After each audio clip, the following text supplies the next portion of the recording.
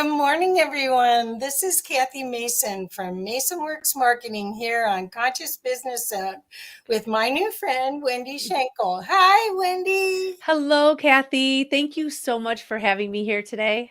I think this discussion is going to help so many people, and I'm so excited to have it with you because Wendi is a high performer. She knows how to push herself to the limits, almost as an Olympian, almost like an Olympian, where there's a drive to succeed and perform.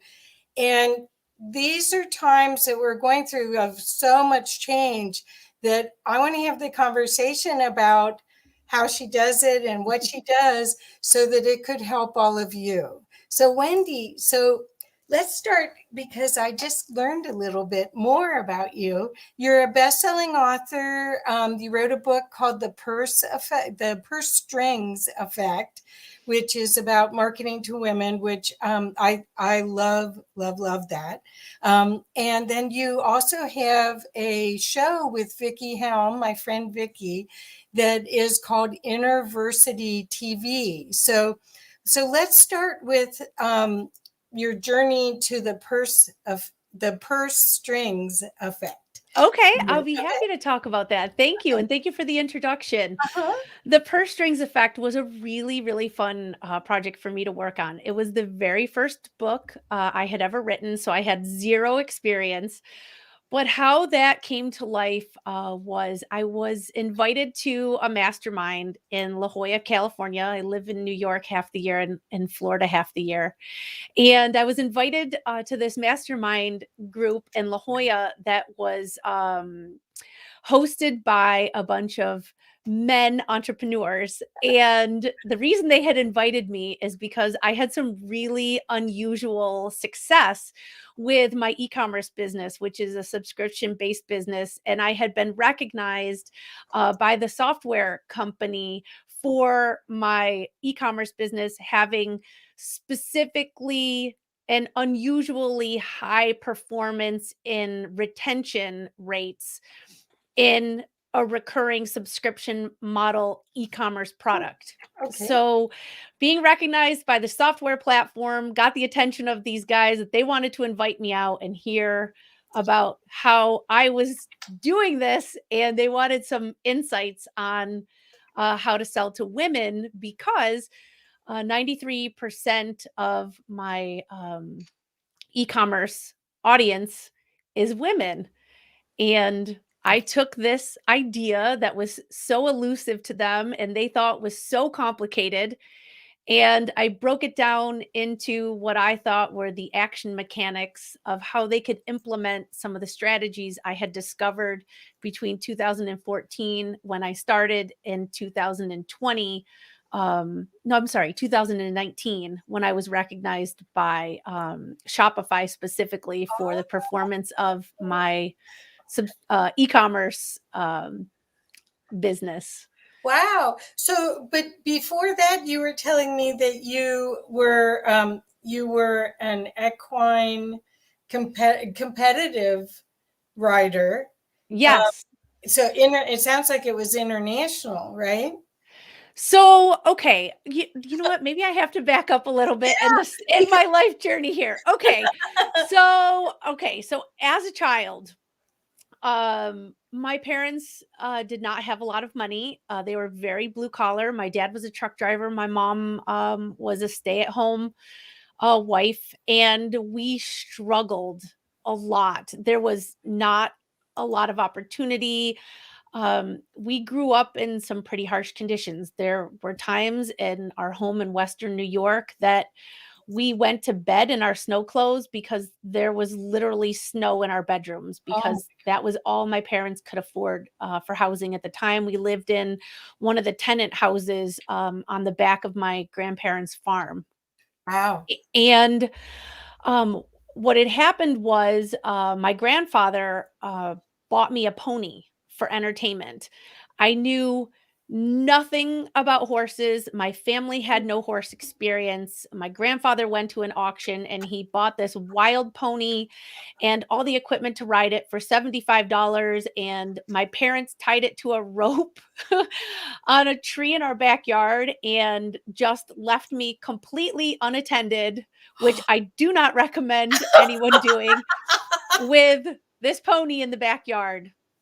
And having all of that time to get acquainted with the animal, learn its body language, not have really kind of any instructors telling me what to do, but just to intuitively navigate, to learn how to ride, to get the pony to do tricks, to have this pony not run away when it wasn't tied to a tree. All of these things of I think I was 4 years old or something when my parents turned me loose with Oh this my with this God. pony. I can remember, like, bruises and welts on my arms because it bit and I got kicked, and, like, my parents would just say, "Well, you'll have to figure it out," Oh my God. kind of thing. Yes, you They will. It's trying to eat me. yeah, and so, one day, I don't even know how it happened, but there was a man that came by my grandparents' farm. Maybe they were doing some kind of, negotiations or something with livestock, I'm not sure. But he owned a company that sold horses via auction. And what they were always trying to do is make these horses that were going through the auction look more tame and child friendly and family animals so that people would buy them and pay more money for them. And when he saw that I was so small, this small little child maneuvering, this animal around and had taught it all the tricks, he said, how would you like to come work for me? I want to pay you. How would you like to get paid to ride horses for me? And I was like, Yeah. wow, this is amazing. And I think my parents must have been thinking, oh, wow, like this is an opportunity for us to have some other income coming into the house. And so he whisked me away and brought me out to this giant farm that he had. They had 100 or 150 horses. Oh my And God. I would just ride these horses all day and figure out what made them tick. I had never had any formal kind of instruction at that point, and they would just throw me on horses. Some of them would buck me off, some of them would run away. But then after, a week or 10 days of just playing with them, I would figure out which ones were more difficult and work on them and kind of make that like kindred spirit connection with them. And they would be sold at auction. And whenever the auction was over, he would pay me my cut. My parents would pick me up. They were thrilled. They couldn't wait for me to go back again. And so once I figured out that I could give my family some financial relief, and I had this gift that I knew nothing about, that a professional in the business had figured out a way to put me to work, I started diving into trying to learn as much as I could. And how that evolved is, then I was taught how to ride racehorses. I rode racehorses professionally for 15 years. Of course, then I'm being put into a program of learning how to do this Yeah. properly and more elegantly and more professionally, which evolved into show horses. Then it was, internationally to Europe, bringing horses back to the US. And, just understanding all the ins and outs of what it took to take that potential in the animals and bring them to the absolute highest level of achievement they were capable of. And I just was completely in it, head over heels, fascinated by, had to know everything about tapping into that potential and getting it to come to the surface. Fantastic. So you're a horse whisperer. Well, you are. Well, that's what they say, but a Well, lot of people can do it. that skill. I mean, there's a lot of people that use horses for rehabilitation Mhm. for people that have had injuries or they've got trauma. And the horses are such beautiful beings and they work so beautifully like that. And you tapped into it. Yeah. Well, So it's interesting you say that, Kathy. And you know what it is about that? Horses are the most emotional animal. They're and that's what psychologists have tapped into. They are super emotional and they're very intuitive. So they pick up on the interactions that they're having with their environment and with people. And it's been said that horses can recognize people up to 10 years later, and that they're very reflective and reactive to the interactions that they're having with people. So, you know what? I hadn't thought about it, but now that you mention it, yes, the hippotherapy is a big thing. And Well, yeah, thank you for mentioning that. That yeah, is something, horses are a beautiful gift to people. well, I got to ride horses, and I always wanted the feisty one. I thought it was boring to have That's a good match to your personality then. You must be pretty feisty. the rebel. The rebel. Well, no, it was sort of like the others. Like, yeah, you know the hand signals, and yeah, you know how to do it, but give me a little kick. You Nice. know. That says a lot about you. Yes, it does.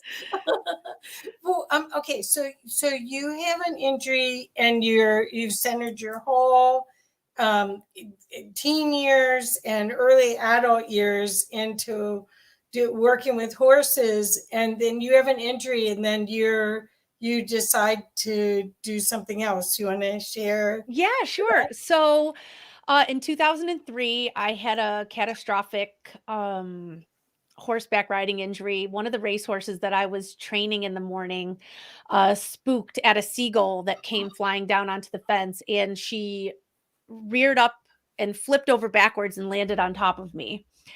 And Oh my God. I had many injuries, and supposedly, and I can talk about that experience another time.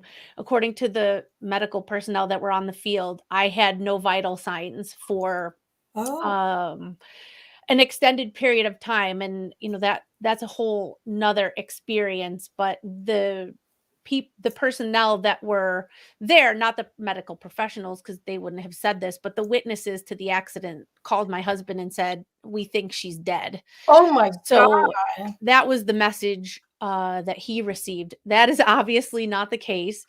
But the injuries that I sustained from that accident, I was no longer able to ride horses professionally. So that was career ending for me in 2003. And at that time, I was already married and had 3 kids. So it didn't even look like it was a good idea to get back into the sport at that time, because I didn't want to risk not being there for my family. But I took my love of horses and everything that I had learned, and started riding academy, which we had 82 horses at one time. We had a ton of students, and we were traveling all up and down the East Coast, um, with kids competing to the national level. And I loved that experience, because it was finally a time for me to share my passion about the horses, not only with my own kids, but to other kids that were interested. And then I was able to learn this dual set of skills, where it was developing the horse's potential, Yeah. but then also the kids' potential at the same time, and managing the horse's emotions and their performance, and teaching the kids how to manage their emotions and their performance. And it was a new skill set that it was just really a beautiful time in my life to experience that, because it was a new learning adventure for me. So that was really a lot of fun. I ran that riding stable up until last year in 2019.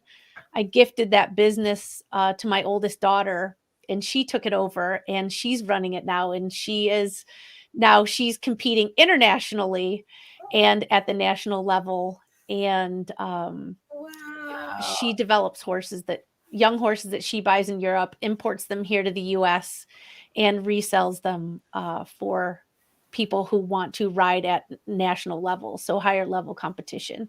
Wow. So that is so cool. And you have to know, I mean, because we're going to get to the university, that your soul picked all of that, picked, and your daughter's soul picked you as the mom to have that, and your grandpa picked I mean, wow. Yeah, there were a lot of coincidences there that made absolutely no sense whatsoever.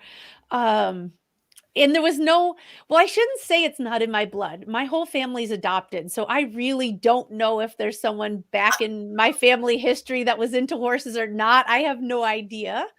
Um, but it was definitely something that seems to be from at least me forward that, Isn't that it cool? seems to be something that's in the blood here. Well, And I think that the English writing is so precise. I mean, dressage and all of the if are they jumping yeah, and okay. yes. So So the horses that we have now are, international show jumpers, so that's the highest level of competition in the US. We train and compete at Olympic standards, show jumping. So dressage is a small element of it. It's part of the training, but the horses, their main focus is their talent in show jumping. well, when I was growing up, I went to horseback riding camp in Michigan, and it was water sports because we were on Torch Lake and horseback riding, and we would get we had our whole outfit with the hat and the jodhpurs. And I remember the lady that was teaching us, she filled her jodhpurs. You know how they're like, Yes. She filled them. What did she fill them with? and it was like, oh no, God, please no. Oh. But but anyway, but I know, and I never had a horse. A lot of my friends did, and that's an expensive pet. So I always loved riding, but I didn't want to take care of. So I really know that's it's a lot of loving work to have It animals like that. Looking back at the sport though, you know what I love about it? And this kind of ties into your signature line in your email, which I love. I love your signature line in your email. When I got my first email from you and I read that, I was like, "Oh, wow, Yeah, this really says a lot of special things about Kathy Mason here. This is really a great message." And especially the word that stuck out to me was the word you said about integrity.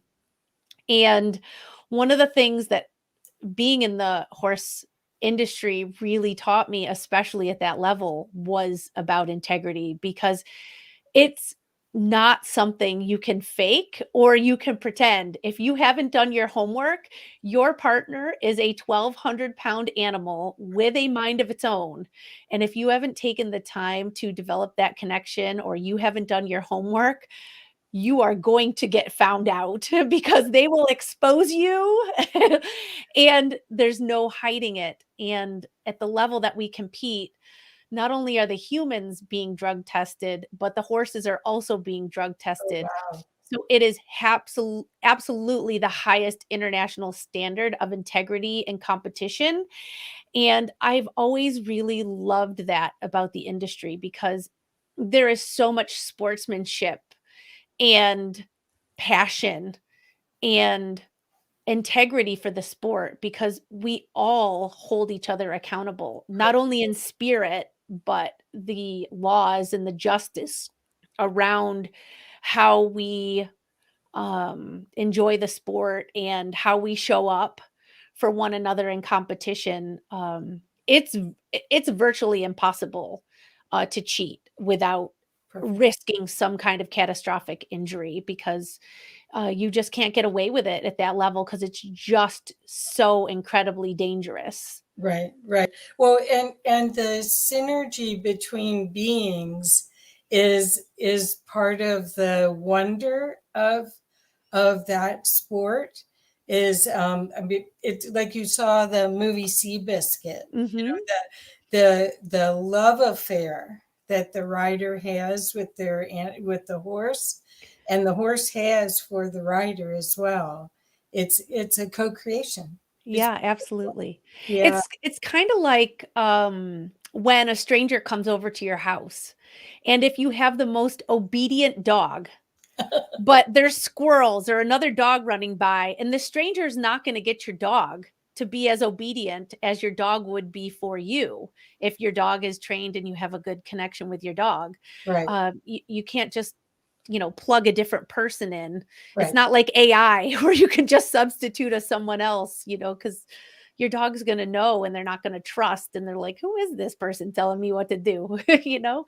Well, so I want to segue to authenticity Mhm. because I think, oh, excuse us. Your cat's back. One of them is, where's the other one? No, not now. Sorry. That's Um, okay.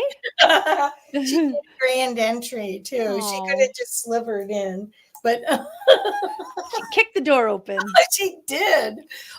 So what I wanted to talk about is authenticity because I think that this is what happens when you're in the flow, you're Mhm. authentically connected to who you really are at every level. And you really aren't putting boundaries or facades up for anyone else. And that's, when people say they're in the flow doing, let's say they're on a horse and they're in a practice, Mhm. and they have to be totally present, Mhm. and they're not acting as if they're someone else. It's not I call it a costume. Um, and that authenticity is what I love for you to talk about with your next part of talking about the purse strings effect, because Okay. what you did, so basically I think the patterns that were, and that's, I need to explain where I'm going. um, I think that where we're going right now is a much more authentic and beautiful world where the future is filled with people who could use telepathy because they're clear. They're not playing a game of, well, this is something, so I act this way. They're always present and authentically themselves. And we're going from, the cultures and the trainings we had to our authentic joy, to be in the flow and to be with others and co-create at high level. So that's where I wanted you to go, because I think that also goes to the innerversity. Okay, super. Yeah, I can speak to that. So, I guess, anytime we're trying to tap into potential, whether it's something new we're creating, whether it's a horse I'm training, whether it's a business, whether it's a connection with another person, I kind of always start out with the same foundational things, and that is creating space, creating time, and then making free flow. And that creating space is, making sure there's no other distractions. That's the being in the moment for me. And that's no matter what I'm doing, because I have to get into those super states because I have a lot of different things going on in my life: kids, family, multiple businesses, horses, dogs. I'm back in school, a lot going on all at once. So, in order for me to get in those super states where I can focus and be effective, I have to create that space. And then, creating the time, that is the being in the moment. I turn off my phone. I'm here with you. I have a dedicated time. It's all mapped out. I set everything up on Sundays to execute for the week. And um, getting in that super state for me also requires me to not have any other distractions or anything that would disrupt my flow of thought, energy, health, anything. And for my horses too, and which is how I started my supplement company. Clear mind, healthy body, and a free spirit. I needed those things to all be in congruence in order to accomplish anything at a high level. And I think, I really became aware of that when I was riding professionally, because I was with Olympians all the time. I was being privately mentored by Michael Page. He's a 3-time Olympian, and he's in the Olympic Hall of Fame. And he was my direct lifeline. Now he is my oldest daughter's coach and mentor. But just being in the presence of those people and see how they operate. They're not eating junk food. They're not multitasking. They're not, trying to have an argument with someone while they're on their horse because the messages could be misconstrued. It was all about super hyper focused, with a lot of intention, creating the desired outcome with an allotted amount of time, space, and energy. And you would have to be super authentic because there's really no way you can fake that unless you are in a state of mind that you believe in action over outcome. And, that I think that's something that society and the education system here in the US, in the culture right now that we're promoting is really drawing people over to that side of thinking that action is just as good as outcome, and I don't buy into that. It's never worked for me to get the things manifested in my life that I want to see in my reality. They might be in my imagination, I might be able to daydream about them, but I've never been able to make them a reality without switching from that mindset of action, hard work versus thinking about everything has to have a desired outcome. And in doing that and starting Care More Nutrition, which is my horse nutraceutical business, that's when I took everything that I knew I needed for my horses to be in their best mental health and to prime their immune systems to be able to fight off any kind of disease or inflammation from competition or travel or being exposed to foreign horses and environments because they were traveling constantly. I knew a well-fed body could heal itself. What do I have to do to optimize for that? I knew a well-fed mind could focus. What do I have to do to optimize that? I knew they needed better food to recover faster, and kind of linking those things together. So when I started Care More Nutrition, I already knew I had the elements right of the nutrients parts that I needed in that formula to make the product perform its absolute best. I had co-created it over time, so I had experience. And then I also worked with a veterinarian from Cornell University that specialized in equine nutrition. So I knew I had experience and data, science, bringing those two worlds together. And I did not set up that business going into it thinking I'm going to promote my product. I went into that business thinking I am going to make this a service-based business. And what can I do to delight anyone who does business with me? Because of FDA regulations and USDA regulations, I couldn't talk about a lot of my ingredients in my formulas and their superpowers because then you're crossing that line of, Claim. this right, making medical claims about nutrition, which you can't do. It's against the law. So I spoke more about, I promise you this is going to work. Here are all these safety nets that are in place that I can prove to you that I'm confident in my product, and I am going to deliver it in a way to you that makes you feel like your best friend is sending you a Valentine's Day surprise every time you get your order in the mail One, from me. So that's the mindset I went into it with, and that spirit of delight. And how can I create something that made people feel so loved and cared for that they wouldn't even question the ingredients because they would know based on how I treated them and how I kept my word and the promises that we published on the website and how their experience, they knew that we were telling them the truth. They knew that the integrity was there, and then they were just in it then for the experience. well, and I always tell a lot of my clients that people are buying your energy. I mean, everything you do in business is a relationship. And people want to have a relationship that's loving. So it isn't, you're buying the product, but you're also buying you, Wendi. So that makes total sense. Plus it sounds like you were a servant leader, servant business owner. Ken Blanchard used that term and he wrote in one of his books, servant leader. And it's someone who spends as much time on their employees as they do on their customers. And it's all about creating a loving and compassionate and grateful, gratitude filled company. which it sounds like what you were doing. Yeah, I love that. I'm not familiar with his Oh, work, but it oh, sounds very much in alignment with. oh, he wrote the 1 Minute Manager.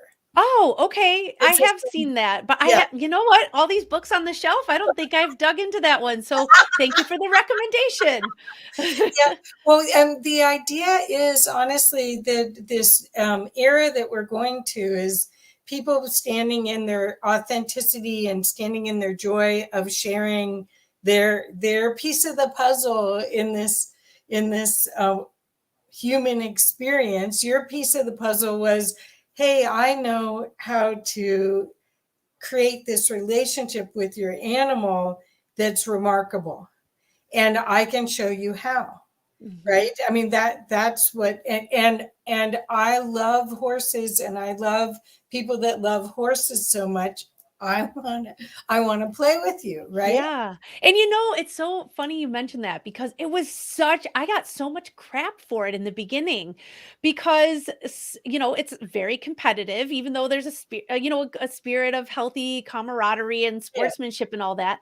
So many people were like, "Why would you want to tell people the secret of how you get the results you get?" Because I was winning awards constantly for the condition of my horses, and sometimes, I might, if it was a competition where I was being judged, where it was someone's opinion based instead of, against the clock, sometimes I would get extra points just because my horses were in such fabulous condition. And some people would say to me, "That's so stupid," especially super competitive men. They would be like, "Girl, why would you give away your secrets? That's ridiculous." And to me, I didn't feel like I had any integrity competing with other people if I felt like I had some kind of secret advantage. And how was that forcing me to get better at my craft if we weren't all on a level playing field? So why would I want to have some kind of secret that I'm keeping from them? How does that help the sport evolve Well, if and I hide this from you? the extra secret experience ingredient is you. So they're going to get different results anyway because of their relationship with their animal and how they see it. And so that, but you could give the little bit of love packages in Mhm. each. Yeah, yeah. Yeah. Well, what I love about this is in my business, I do online marketing, and so many people read a book or take one course, and then they're experts in everything. And I'm just like you. I want to have taken a bunch of courses and done it myself and practice everything before I implement and have somebody else do what I'm suggesting. I don't, Mhm. and that's another part of the authenticity part, because you can say with conviction this works, right? Yes. Yeah, and been a lot of things. I read incessantly. I am a lifelong learner. I am always trying to learn something that I didn't know yesterday. And I hear it said all the time that there are no new ideas. And I believe that to be true. But there are combinations ideas that haven't been tried yet. And when I can take what I'm learning and put them into context, it gives me more of an opportunity to blend different ideas together to come up with something that maybe I can do something better than I did it yesterday. And I want to share that with the next generation because, especially after my accident, I know I'm not going to live forever. Right. And I don't want to. I want to pass the torch to the next generation. I want my kids to have it better than I had. I had it better than my parents had it, and Yeah. why can't we pass things down and just keep creating better and better and better for all of us as we go? And I think it's the unique thing about the times that we're facing today is this is an opportunity to blend new ideas together Right. and to test it out. And the world's moving a little slower, so you have more of an opportunity to fine tune things, maybe not get bulldozed over by some other set of circumstances, maybe get people's attention more. Well, um, I think you're right about the distractions can be less, but they also could be more. I think there's so much fear. People are weary mhm, of conditions. Mhm. And there, it's like, been there, done that. When's it all going to change? Now, I, as soon as all this happened, it was like, okay, game on. This is what we came here for, is to help ride the wave to change to a more loving humanity. And you're demonstrating through your love of horses how we could love you and your family, how we could love ourselves and others. What I wanted, again, I'm going to go back to the authenticity, because I think that's the strand of hope and the co-creation for the future. What we're looking at is high performance for the joy of it, Mhm. not for the competitive. I mean, that game's okay, but it isn't. So I want to be better than anyone else. It's because I want incredible success for everyone I deal with. I Yes. and that's what I see in you, and I see you being able to share your concepts on productivity and high performance at an authentic level, because that there's lots of people out there talking, but you don't get the feeling that it's grounded. Yeah. Okay. Well, I mean, to me, the game of life is and how to win it is being resilient and embracing change, Mhm. because nothing is ever permanent. And if Perfect. you look at the people that do achieve great things in life, or even the top 20%, or to just be better than the generation before you, embracing that change, optimizing for the change, being resilient. If you look at any kind of trauma victims, and what's this? And this sounds so cliche, but what's the story you're telling yourself? Exactly. If it's this COVID pandemic thing that has you all wound up, well, I mean, are you going to focus on the fact that you could get sick and die? You could get sick and die from bacteria in your home. Do you sit around and waste your life worrying about it? No. Or do you do the things that, a well-fed body has the ability to heal itself? Okay, I'm going to use this opportunity to get in shape. I'm going to eat better. I'm going to do the things that make me feel spiritually fulfilled. So if I have a down day, I don't get caught in a rut here. Who am I going to surround myself with that isn't going to tell me these scary stories and make me worry? Right. Um, That's good too. and I That's guess really good. you can't walk around with blinders on and be completely naive, but at the same time, why do you wanna be crippled by all these circumstances when all these other people, instead of seeing obstacles, are seeing opportunities? I suppose it's just who you want to identify with, and whether or not you have the maturity to become a high performer, because it does take a lot of discipline, and you have to be very, very diligent about being comfortable with change, the physiology that comes with that, and not getting caught in the trap of seeing obstacles over opportunities. Perfect. Okay. So, how did you get comfortable with change? You're a high performer. Your worldview is high performance and giving it your all. You're not a slacker trying to just, okay, I got that done. On to the next thing. You're a high performer. So, my question to you, because the reason why I'm pushing at this a little bit Mhm, is I think everyone needs more than hope. I, mhm, I think that, we're at the first month of the year, the new year, which usually is this time of joy and conscious, happy expectation, and mhm, people are depressed. There's a lot of people that, they're sick of this whole thing, and this wasn't the happy-go-lucky first of the year this year. At least that's what I'm getting, and I'm mhm, seeing it a lot. And so I see what you have in your consciousness as your way of being is you're searching out for the truth and the upliftment of humanity. And that's what I would love if you have any thoughts to share as a coach or Mhm.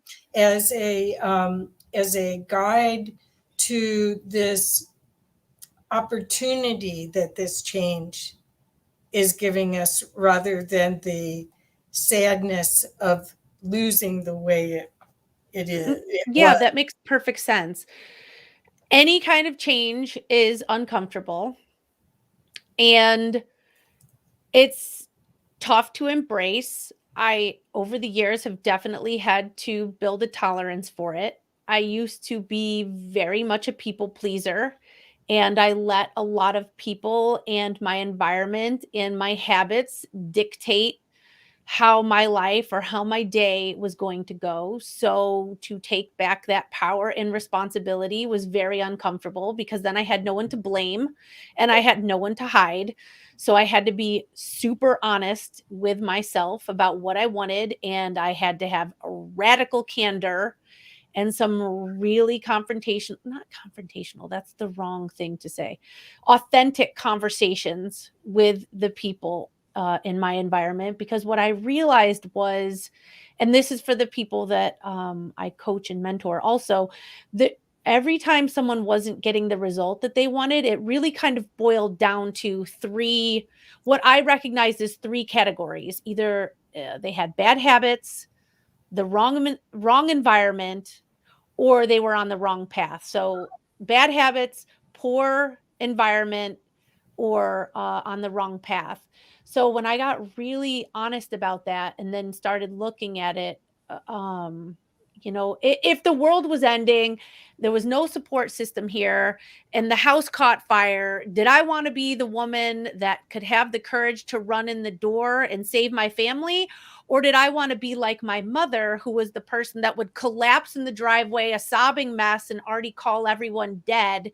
And she would be so crippled by anxiety and fear that she couldn't act. Right. And I didn't want to be that person. I wanted to be there for my family. I wanted to be there for others, like they were for me when I was young, to get me out of the circumstances that I was in. I wanted to show up. And so, for me, that was taking responsibility for my health. It was going to the gym. It was deciding that, even though I had three adult children, multiple businesses, and a house to run, that, I was going to have a conversation with my family. Look, this is my life dream. I've always wanted to earn my PhD. I'm carving this time out for me. Cool. And I do make compromises. Is my house always clean? No. Do my dogs always smell amazing? No. Are there always groceries in the house? No. There are things that I have to let slide, but those are actions. Those are not outcomes. I have options. I hired someone to clean my house. I have someone else that goes and picks up meals. So those things that were just actions, that they were like activities that I could keep myself busy with. They were actions that I could fill up my day with, but they got me no outcome. Like cleaning my house every day is, whether I do it once a week, once a day, or once a month, unless I'm having company over, does it really make that much of a difference? There's more dog hair, but With dogs and cats, yeah. you I can't mean, keep I know it that's anyway. but that used to be something I would obsess over. I was always worried that my mother-in-law was gonna walk in the door Oh, and I was going to be judged, and that was more that to I surrendered my power in a way that to me was more important. And how ridiculous, right? That I was worried that she was gonna walk in my house and not be able to run a white glove on my countertop and think that I wasn't showing up well enough as a well, mom. and we were trained, to it has been confusing because we were trained that cooking meals is showing love. And Yes. so much of this is like, okay, where did I get that program? Do I want to keep it, or can it Yeah. go, or can I adjust it, so that I get to enjoy and have fun with what I'm doing, or it's an obligation? right? Yeah.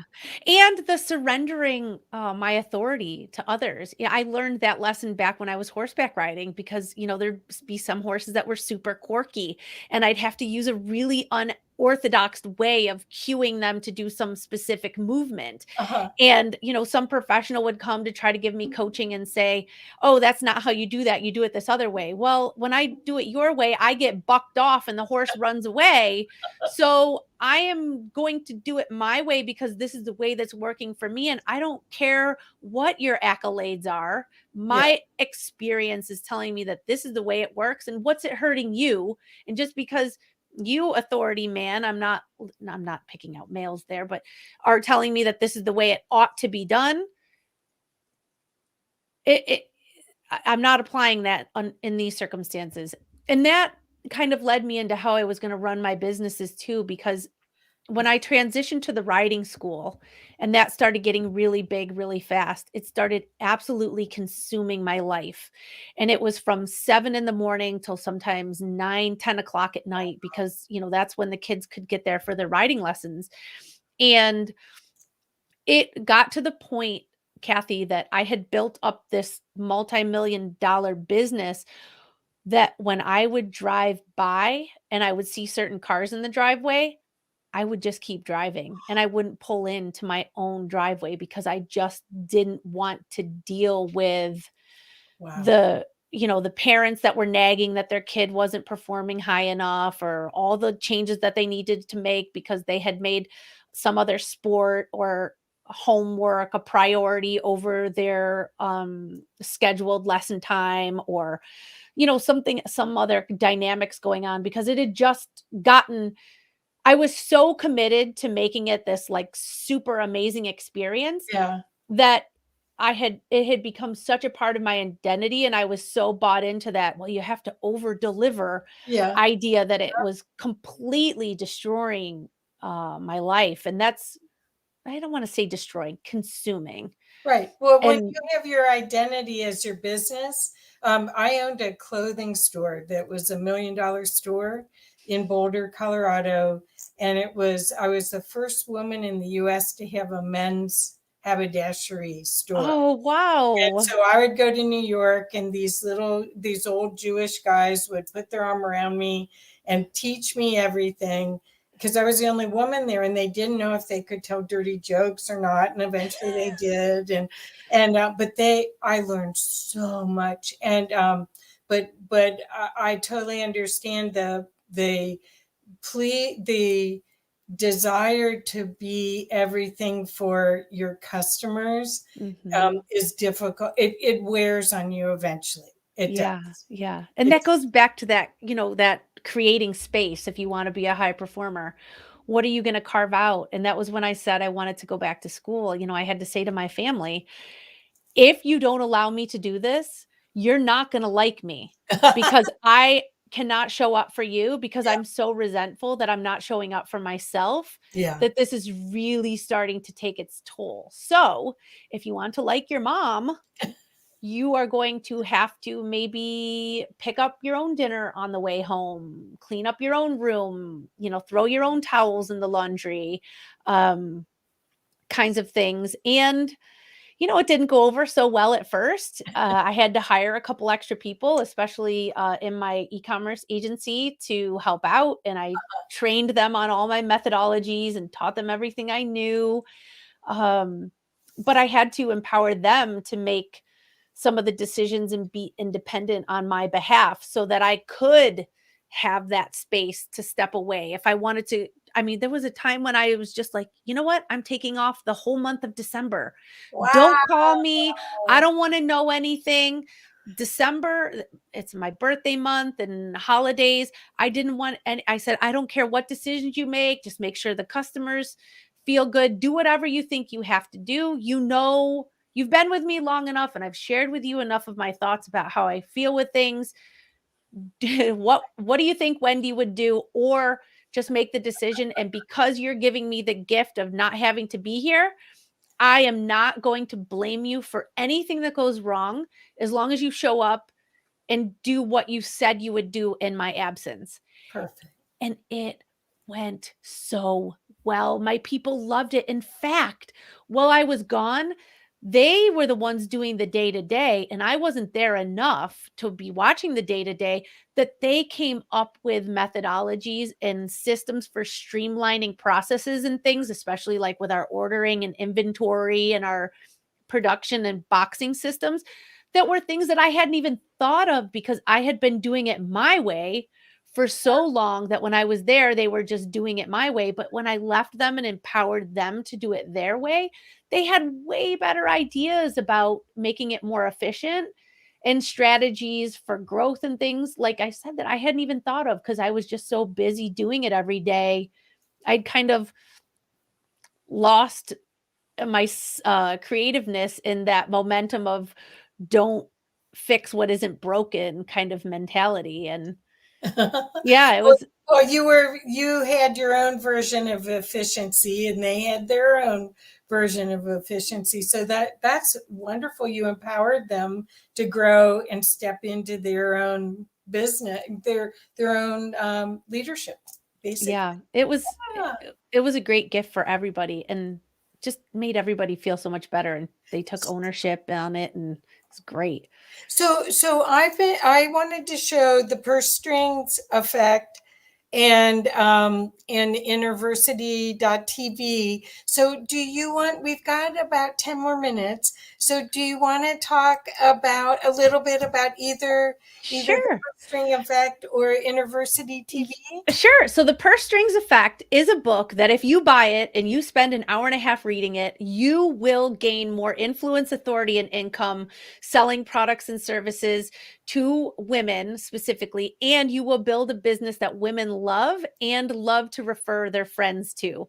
So I did a couple decades worth of work selling specifically to women, and I know from the research that I've done that it is the most lucrative demographic to sell products and services to for many reasons that I outline in the book, but some of them being that 85% of women say that once they've done business with a brand, they will buy from them again if they had a favorable experience.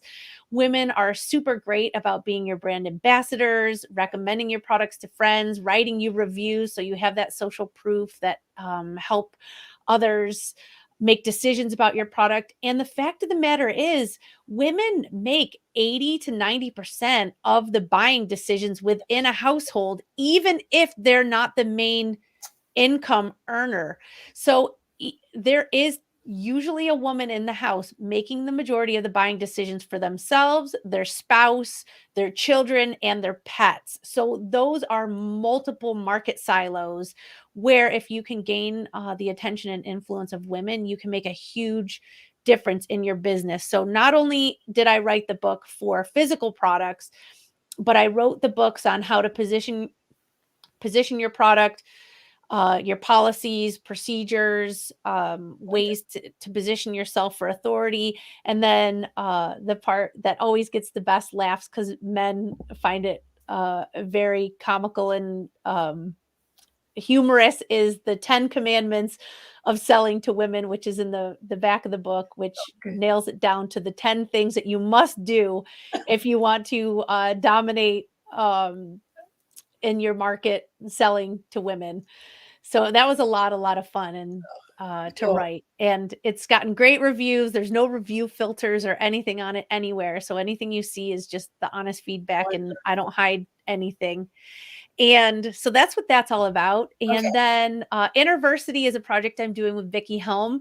And that is the concept of mastering your universe and what we talked about with that embracing change, mastering your emotions, figuring out how to tap into your spirituality, finding your divine gifts, and how you can use those discoveries to get the most out of life and become that kind of servant leader. And or if you're not ready for leadership yet, becoming the master of yourself and Right. mastering your own inner verse so that you can master your outer verse. And Are it's are you taking on coaching clients? That is a great question. I will be taking on coaching clients soon. I am wrapping up my dissertation for my Oh, PhD, and that is taking a huge amount of time right now. So I do have some private mentoring clients that I'm working with now, and those are people that are starting businesses.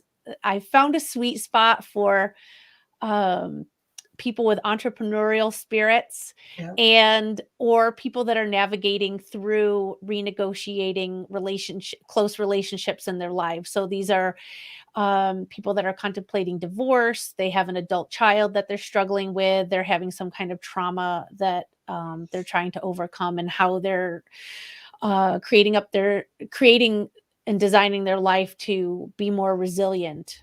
And I will be developing. I have some projects that I'm working with my attorney to trademark and document the IP for now. But once I get that out, then yes, I'll be doing that on a much bigger scale Great. because I've had to make some space by offloading some other responsibilities and closing out some commitments to make time for that. So thank you for asking, Kathy.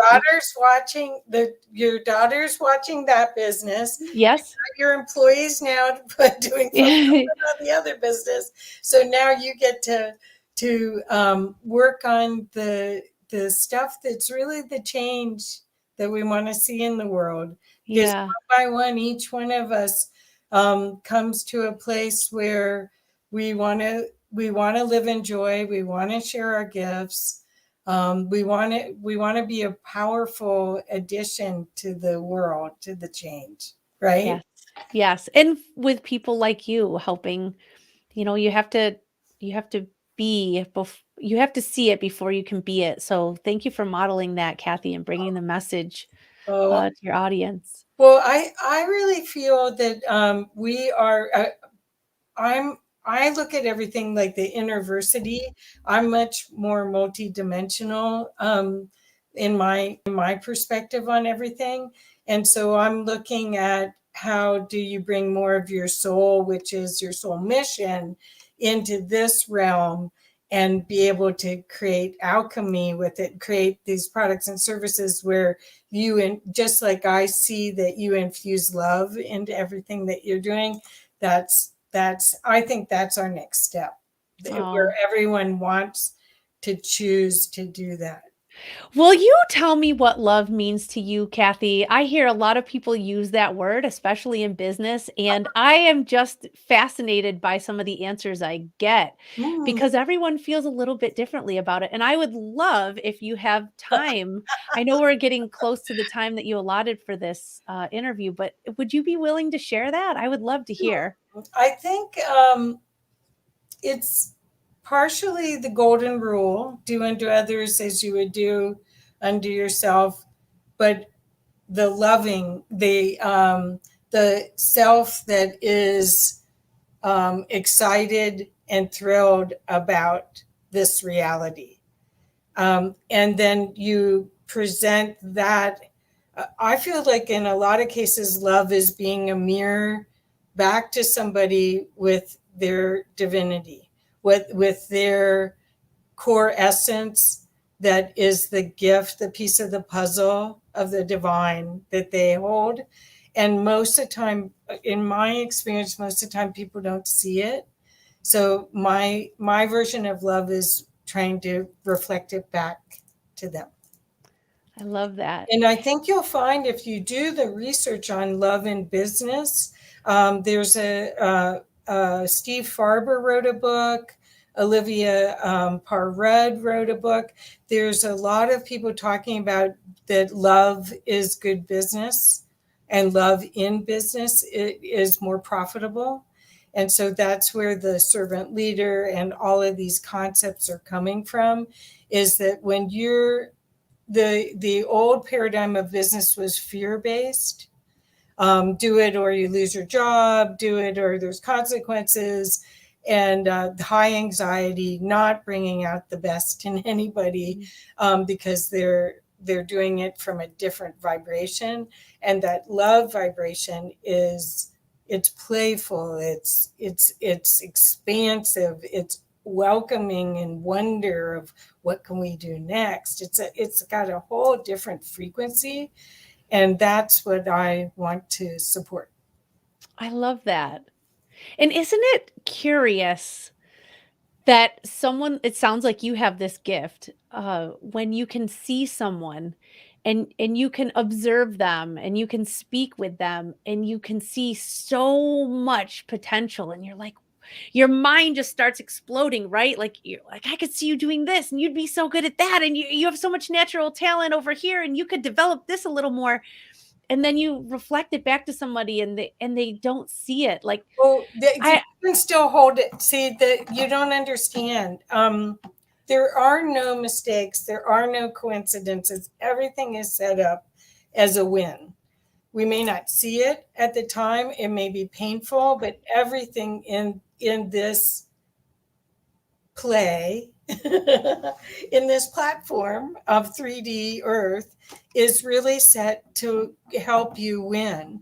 And so it doesn't matter if they don't see it right away, they will. I plant seeds all the time. I've been doing this for 21 years. So it doesn't matter. Lots of times I'll plant a seed and 5 years later they come back and say, yeah, you were right. That because all I go to their Akashic records and see what their soul journey is. okay. So it's much more woo woo than what Well, than what you're. we're gonna have to talk about that because Yeah, someone else was talking to me about the Akashic records, and I'm like, "Oh, that's a bunch of nonsense." It's it someone is. who is very young, and I was looking at, it, I was like, It doesn't seem like there's a lot of wisdom in this. This just seems like you're young and you're just playing with it." And I'm not discounting young people, like not at all, not at all. But there's so many things that I learned when I was young that now looking back, I'm like, "Wow, that was really naive and foolish." But, if you say that you've been at this for 21 years and you have that experiential um application, I would love to hear more Well, about we that. can talk about it, but this is your show. Yeah, yeah, You thank turned you. it around on No, me. I no, know no, I didn't mean you to. could. I just am curious about you too. Thank you so much for Well, having me. but It's been so you wonderful. can really see that we're in a time of great opportunity. And Wendy's a resource for you once she's done with her PhD. And she's not buying her PhD online like some people do. She is actually doing it. I am doing the work. It's a lot of work. That's what all these books are all about. Oh, well, but what you'll see is that you'll get a glimpse into how to come into alignment with yourself and your highest purpose, by knowing what your joy is and what your gift is, because truly everyone is here because they're very special beings and they're very important in this change. Thank you, Wendy. Thank you so much for having me, Kathy. It's been Yes. wonderful. Yeah, we're Thank gonna have you. fun again. We'll do more. Sounds great. Thank you. Okay, thank you, dear. Okay, bye-bye. Thank you, Bye-bye. everybody. Thank you. Please share.